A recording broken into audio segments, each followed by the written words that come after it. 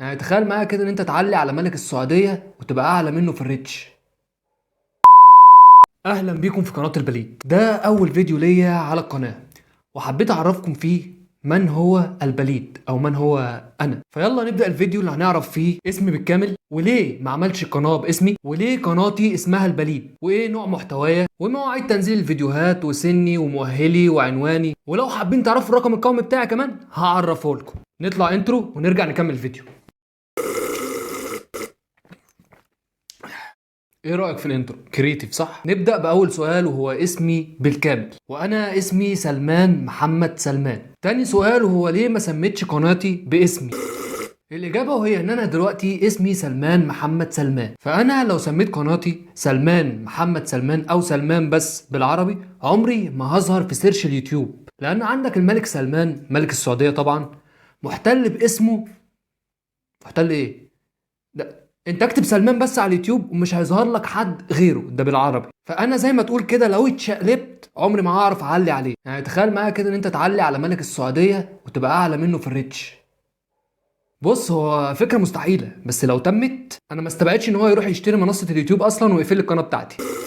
هتقول لي طيب ليه ما سميتش القناه بتاعتك سلمان بالانجليزي، وخصوصا ان اسم سلمان ده يعني اسمه مميز؟ هقول لك يا سيدي، جرب كده تكتب سلمان بالانجليزي في السيرش بتاع اليوتيوب، هتلاقي حبيبي وماي فريندي سلمان خان محتل نتائج البحث عالميا، ومفيش اي سلمان تاني قادر ياخد جنبه ان شاء الله حتى مساحه صغيره في نتائج البحث. شوف بقى والنبي لو جمعت لي كل سلمانانات العالم كلها وعملنا قناه عمرنا ما هنعرف نعلي عليه. ده غير ان الشخص اللي قدامك دوت عمل كل حاجه غلط في حياته ممكن تتخيلها، ما عدا انه يخون واحد صاحبه. والمقصود بصاحبي هنا طبعا سلمان خان. ايه مش مصدق؟ ايوه سلمان خان صاحبي كلمني وفضل يتحايل عليا ان انا ما اسميش القناه بتاعتي باسمي عشان الريتش عنده ما يقعش. فانا طبعا لاجل الصحوبيه اللي ما بيننا ما رضيتش اقطع عليه وسبته ياكل عيش. نيجي بقى للسؤال الثالث وهو ليه اخترت للقناه بتاعتي اسم البليد؟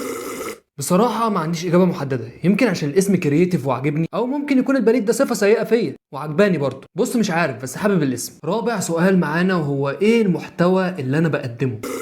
خليني اجاوبك واقول لك ان انا بحب اقرا في حاجات كتير جدا ممكن ما يكونش ليها علاقه ببعض نهائيا، بس بعد ما بخلص قرايه القصه او الشيء اللي انا بقراه واكتشف ان هي قصه حلوه وغريبه في نفس الوقت، بيبقى عندي فضول ان انا احكيها لاكبر عدد من الناس. فمحتواي عباره عن ان انا بحكي قصص ومعلومات غريبه. سؤال رقم 5، ما هي مواعيد تنزيل الفيديوهات؟ فيديو كل أسبوع يوم الخميس الساعة 7. سادس سؤال وهو عندي كام سنة؟ 19/5 اللي جاي أتم 21 سنة، يعني كمان بتاع شهر شهرين أتم 21 سنة.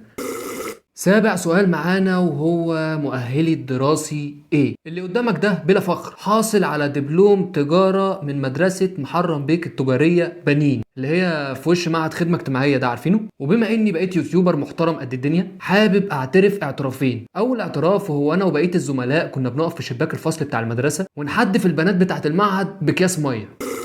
تاني اعتراف بقى وهو ان اكياس المية اللي كنا بنحدفها ما كانش بيبقى فيها مية.